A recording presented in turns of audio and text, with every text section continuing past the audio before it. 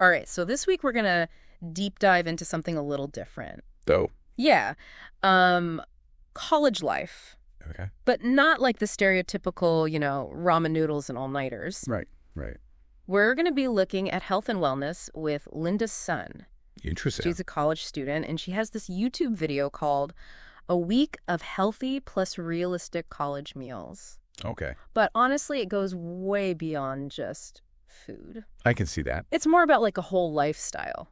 Yeah, I think a lot of people struggle with this. Oh, totally. Trying to find that balance Exactly. between well-being and all the demands of college life. Yeah, and she doesn't like preach at you. Which is nice. Yeah, it's refreshing. Just being real about her own journey, Mm-hmm. the ups and downs. And speaking of downs, Yeah. she talks about how she tried to be like the perfect, healthy college student, Interesting. like working out all the time Right. and meal prepping like crazy Right. and joining a million clubs. Ah, so And she totally burned out. yeah, I could see how that could happen. She even had to take a year off school to recover. Oh, wow. I feel like I almost fell into that trap myself back in college. I think a lot of people do. It's so easy to get caught up in that pressure. Absolutely. So it's really interesting how she uses that experience to like redefine what healthy actually means. Yeah, like what's her take on it? It's not about being perfect or fitting into some mold. Right. It's more about finding what genuinely works for you. Yeah, I like that. Mind, body, everything. Like a holistic approach. Exactly. So it's more personalized. Mm-hmm. And she's like giving everyone permission to ditch the rule book. That's so important. And to like create their own definition of health. I love that. Which is so refreshing. Yeah, totally. And this brings us to the cottage cheese saga. Oh, yeah. For a video about healthy eating, this part was surprisingly funny. Oh, absolutely. Like, it was hilarious. It's so relatable. Right. I mean, who hasn't had a food they just swore they would never eat? Oh, yeah, for sure. But it's how she approaches it Yeah. that I think is really insightful. Mm-hmm. Like, she's not forcing herself to like it. Right. She's experimenting with it. Mm-hmm. You know, pancakes, toast, avocado toast. Oh, yeah, the avocado toast. It's interesting. You could just, like, hear the hesitation in her voice at first. Right. But then she's surprised. And she's like, oh, wait, this is actually pretty good. Exactly. She, like, rediscovers cottage cheese as this, like, versatile protein source. That's awesome. It's a good reminder that we might be missing out on some perfectly good food. Totally. Just because of some preconceived notion. Yeah, I think that's a great point. And then there's this story she tells about seeing a friend eating a breakfast sandwich during an early morning class. Okay. And it was like a total light bulb moment for her. Really? Yeah, it like normalized eating when you're hungry, Yeah. regardless of the time or place. I've totally been there. Oh, me too. Those mid-morning hunger pangs are no joke. But it's deeper than that. It is. It is. It's about challenging those like societal rules around food. Absolutely.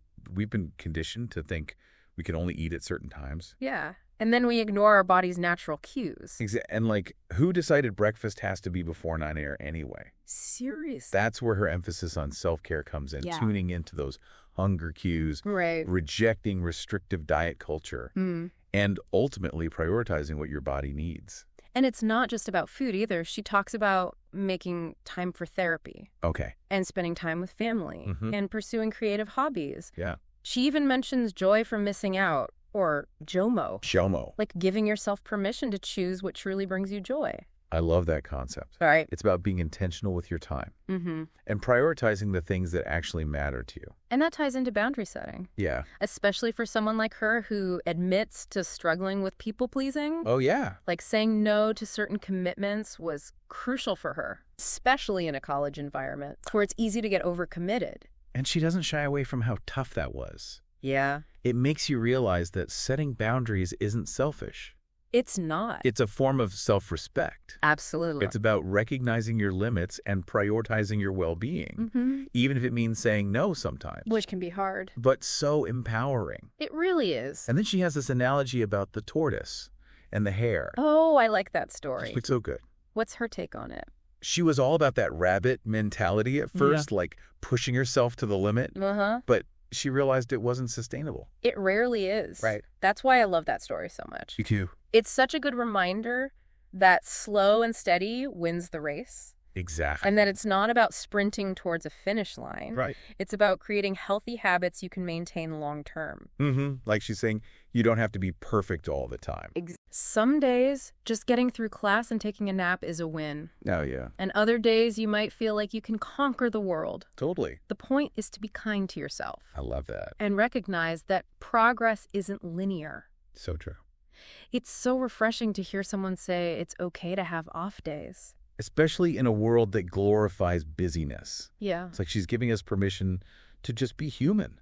Yeah, and that's just the beginning of Linda's realistic health journey. Can't wait to hear more about it. We'll dive deeper into her approach to food fitness and everything in between next time, so stick with us. So what I find really interesting is how Linda approaches food. Yeah. It's not about like deprivation or following these rigid rules. Right. She seems to genuinely enjoy being in the kitchen, Oh, for sure? experimenting, finding ways to make healthy eating fun and exciting. Yeah, and remember those like boring containers of chicken and rice? Oh, yeah, those. She totally throws that out the window. Good. Like she's whipping up these creative pancake recipes, Wow. baking oats with all sorts of toppings, Sounds delicious. and even coming up with her own like unique combinations. Oh, really? Like what? Like a waffle yogurt combo. Waffle yogurt. That's interesting. Oh, right? It just had like yogurt in between the waffle crevices. Yeah, and with peanut butter and cinnamon, Oh, wow. it sounds pretty good. Yeah, that's creative, And she's not afraid to show that things don't always go perfectly. which is refreshing. Right. Like we all have those kitchen fails, Oh, to make which makes her seem more relatable. There's this one scene where she's making waffles Yeah. and suddenly she's like covered in batter. It's hilarious. I did. But it's a good reminder that even the most organized meal preppers have those moments. Right. It's okay to embrace the messiness sometimes. And speaking of balance, Yeah. she also addresses that whole not having enough time excuse. Oh, yeah, the classic. Oh, I know. We all use it. But she challenges us to ask ourselves, is it really a lack of time? Right. Or is it more about priorities? Hmm. That's a good question. It is. It makes you think about how you're actually spending your time. And if you're truly making your well-being a priority, Exactly. I think it's easy to let those healthy habits slip. Oh, totally. Especially when you're busy. But taking care of yourself isn't selfish. It's not. It's like an investment in your ability to show up fully Right. in all areas of your life. I love how she puts it. She says, With that. at the end of the day, it's just me and this body and brain of mine for the rest of my life. Wow, that's powerful. Right. It really emphasizes that we need to be responsible for our own well-being. Yeah, it's not about waiting for the perfect time. Or for someone to give us permission Exactly. We have the power to make choices. that support our health right now. And those choices don't have to be drastic. No, they don't. Like, remember her emphasis on small, consistent actions? Oh, yeah, like what kinds of things? Like carrying a water bottle, Okay. packing healthy snacks, Uh-huh. setting a bedtime alarm. Yeah, those little things add up. They do. It's like building a foundation Brick by brick. for a healthier lifestyle. Exactly. And it's way less overwhelming than trying to like overhaul everything at once. Definitely. I think that's why a lot of people give up on their health goals. Yeah, it's too much too soon. And it ties into her philosophy of finding a sustainable pace. Like the tortoise.